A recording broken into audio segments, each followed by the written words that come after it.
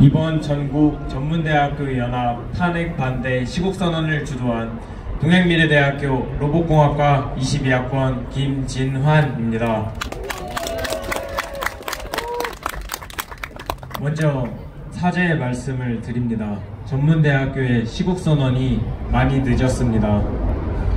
산업 현장의 최전선에서 국가 발전의 토대를 마련해야 할 전문대가 이제야 일어나서 정말 죄송합니다. 저는 학교에서 시국선언을 하기 위해 정말 많이 노력했습니다. 하지만 도저히 인원이 모이지 않았고 제 글에 달린 댓글의 대부분은 너 그래서 금속노조랑 싸울 자신 있었냐? 이런 내용이었습니다. 그렇게 저는 시국선언을 포기해야 하나 정말 많이 고민했습니다. 그러나 저번 주 민노총의 총궐기를 보았습니다. 그들은 더 이상 한 기업의 여러 기업의 근로자 단체라 보기 어려웠습니다. 오히려 정치력 이익 집단처럼 보였습니다. 그렇기에 저는 더 이상 두고 볼 수 없다 판단했습니다. 미래의 산업 현장의 역군이 될 전문 대학생이 저런 정치적 이익 집단의 하수인이 될 수 없다 생각했습니다. 그래서 저는 전국 전문대 연합 탄핵 반대 시국선언을 준비했고 많은 도움을 받아 현재 개최까지 이뤄냈습니다. 이 시간을 빌어 저에게 정말 많은 도움을 주신 분들께 감사와 존경의 말씀을 드립니다.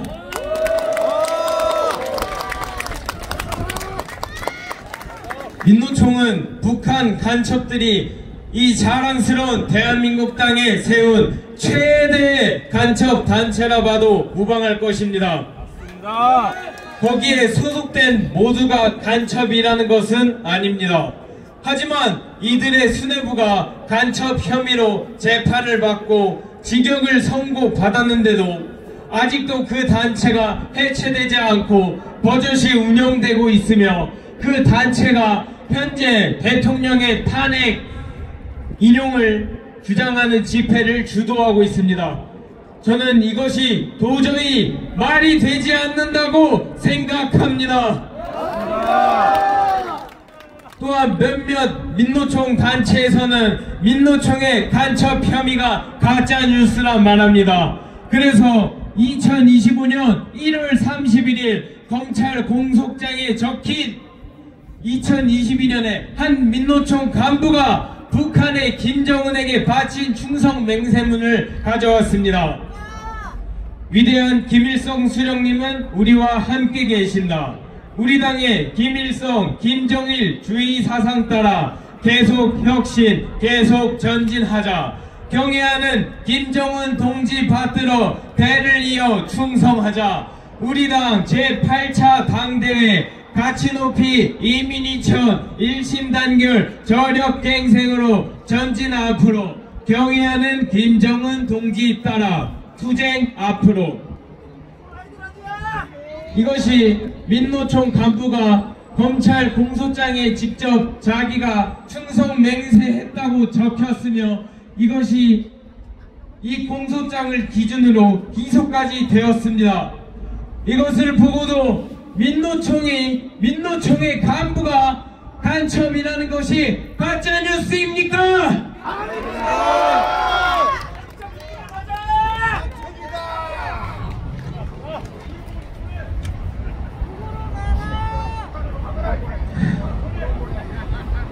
또한 민노총의 간첩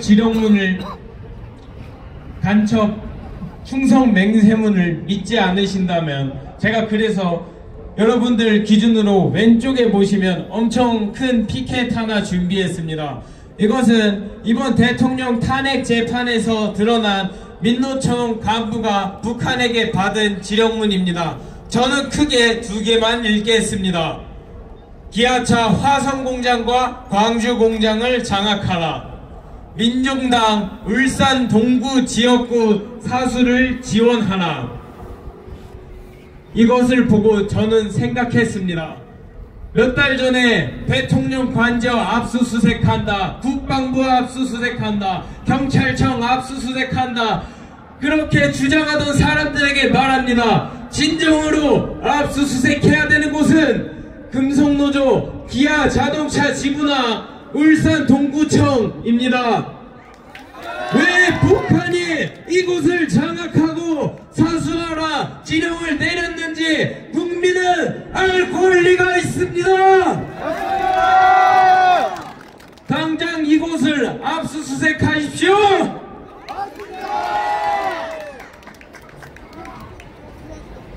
그 민노총은 간첩 행위를 빼더라도 국민을 근로자를 위한 단체가 아닙니다. 본래 노조는 회사와 근로자의 갈등을 해결하며 서로 수평적인 관계를 구축하고 나아가 서로의 불만을 최소화하고 양측의 이익을 최대화하여 회사가 발전함에 따라 그에 따라 근로자의 복지, 임금이 동시에 좋아지는 그런 선순환의 구조를 구축해 나아가야 합니다. 하지만 민노총은 무조건 회사 사측 고용주를 악마화시키며 근로자를 무조건 약자로 만드는 프레임 작업을 들어가 양측의 갈등을 일으키고 그를 통해 약자된 근로자들을 자신의 하수인처럼 부리며 근로자의 이익이 아닌 민노총 집단의 이익을 추구했습니다. 민노총에 가입되어 있으신 청년 세대분들이 있다면 들어주십시오. 여러분들이 민노총에 매달 조합비를 내실 겁니다. 근데 그 조합비는 절대 여러분들의 복지, 임금 향상을 위해 쓰이지 않습니다.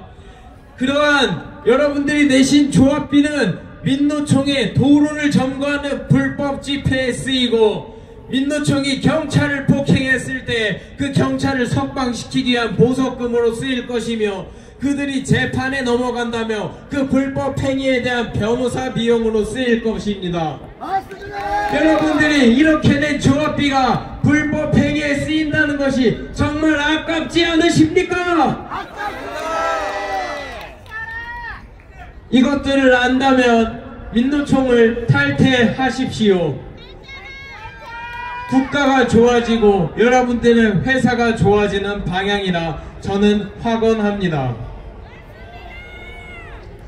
그 민노총의 규모는 우리의 예상을 정말 초월합니다.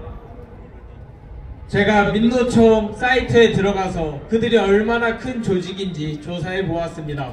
그리고 그들의 가입된 연맹에 대해서 읽어보도록 하겠습니다. 건설산업연맹, 공공운수노조, 공무원노조, 교수노조, 금속노조, 대학노조, 보건의료노조, 비정규교수노조, 사무금융노조, 서비스연맹, 민주일반연맹, 언론노조, 민주여성노조, 전교조, 정보경제연맹, 화학섬유식품노조. 민노총은 단순히 생산업, 공업계를 넘어 교육계, 서비스계, 의료계, 언론계, 금융계, IT 산업까지 안 뻗친 데가 없습니다. 이렇게 대한민국을 병들고 죽어가게 만들고 있는 민노총은 그저께 정말 한심한 기사 하나를 냈습니다. 26일까지 대통령을 파면하지 않으면 27일 민노총 총파업 걸기 운동을 열겠다고요. 그럼 민노총 양경수 조합원장, 민노총 지부장님께 말합니다.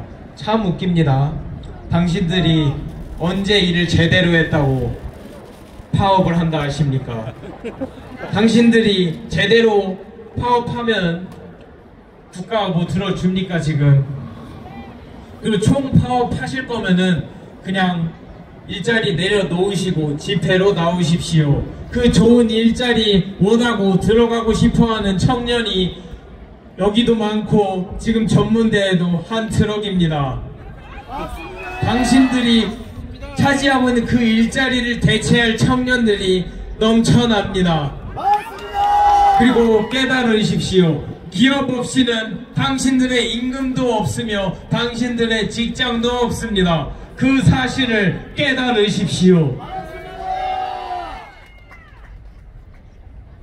이러한 민노총을 잡기 위해서 현 행정부는 정말 필사적으로 싸워왔습니다.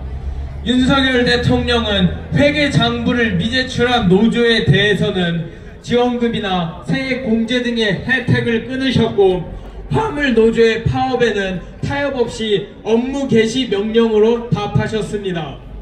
하지만 이렇게 민노총에게 협상 없이 싸워왔던 대통령님께서는 받으셨던 언론의 평가는 노동자 탄압하는 대통령이다, 독재하는 독재정치 대통령이다 였습니다. 하지만 저희는 이제 압니다. 그러한 기사를 쓴 기자들은 아마 언론노조 소속이었을 겁니다. 그 언론노조가 가장 많이 포진해 있는 언론사 어딘지 아시죠? MBC가 쓰는 기자를 보면 언론노조의 수준을 잘 알 수 있었습니다. 맞습니다. 그들은 그렇게 편향적인 기사를 써 내려왔습니다. 그리고 이러한 간첩과 반국가 행위를 하는 집단을 행정부만의 노력으로 뿌리 뽑기에는 우리나라는 삼권 분립의 나라이기 때문에 불가능합니다. 그렇기에 이러한 반국가 세력을 뽑기 위해서는 행정부, 사법부, 입법부가 일치 단결하여 사력을 다하여 뽑아내야 했습니다. 하지만 국회는 노동자의 인권이라 발언하며 이들을 보호하고 비호하며 민노총을 단죄하고 견제할 법안을 만들지 않았으며, 사법부는 지속적인 재판 지연을 통해 간첩 행위를 한 민노총의 구속기간을 넘겨서 버젓이 사회에 돌아다니게 만들었습니다. 저는 그런 민노총에게 말합니다. 누가 진정 약자입니까? 당신들은 약자라 칭하며 당신들을 탄압하는 세력을 악으로 몰아갔습니다. 그런 민노총에게 말합니다. 당신들은 입법과 사법의 보호를 받으며 경찰에게 폭력을 행사해도 다음날 석방됩니다. 그리고 민변의 보호를 받으며 법적인 지원을 최대로 받습니다. 하지만 그러한 민노총에 비해서 민노총이 주장하는 자신들을 탄압하는 사람들은 서부지법 사태 때 길거리를 돌아다녔다고만 해도 구속당하여 교도소에 들어가 재판에 넘어갔고, 헌재 앞에서 좌파들에게 폭행을 당하나 기동대원에게 보호받지 못하고 부상당하고 다쳐갔습니다. 누가 진정 약자입니까? 저는 당신들이 탄압한다고 말하는 그러한 애국 시민들이 정말 약자인 것 같습니다. 맞습니다. 저는 전문대인으로서 정말 좋아하는 문구가 있습니다. 이 피켓에도 적혀 있습니다. 적재천만 불여 박기재신. 이 문구는 정말 기술자를 우대하는 문구입니다. 손에 지닌 작은 기술이 천만금보다 낫다는 의미를 지니고 있습니다.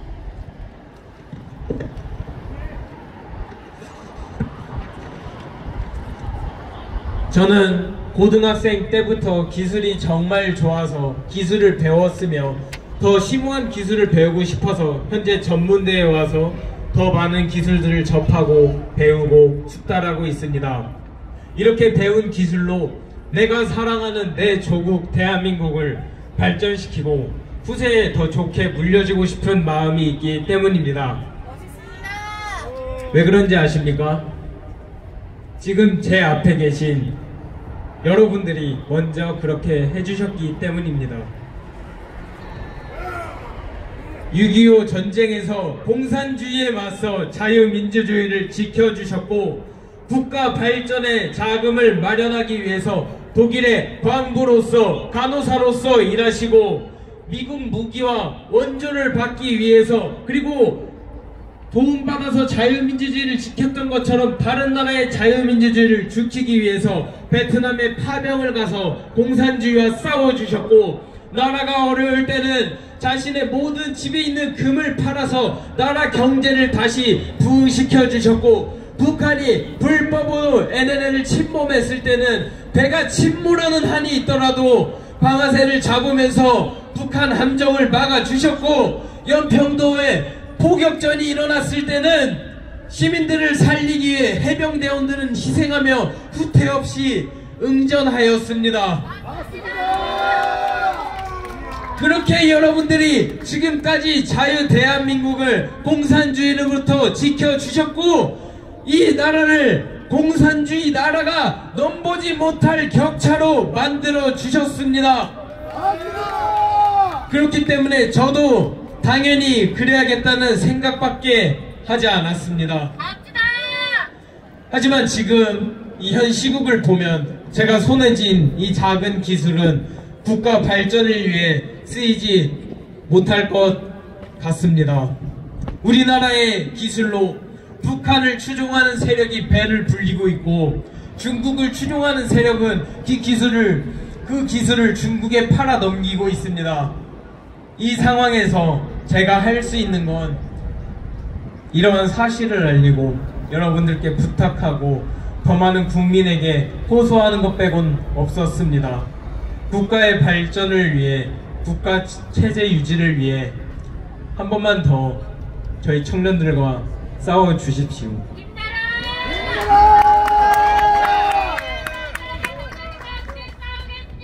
저희가 너무 늦게 깨달았습니다. 죄송합니다.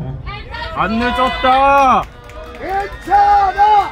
괜찮아. 괜찮아. 그리고 이 상황을 바꿀 수 있는 것은 우리와 뜻을 함께하는 국민뿐이라고.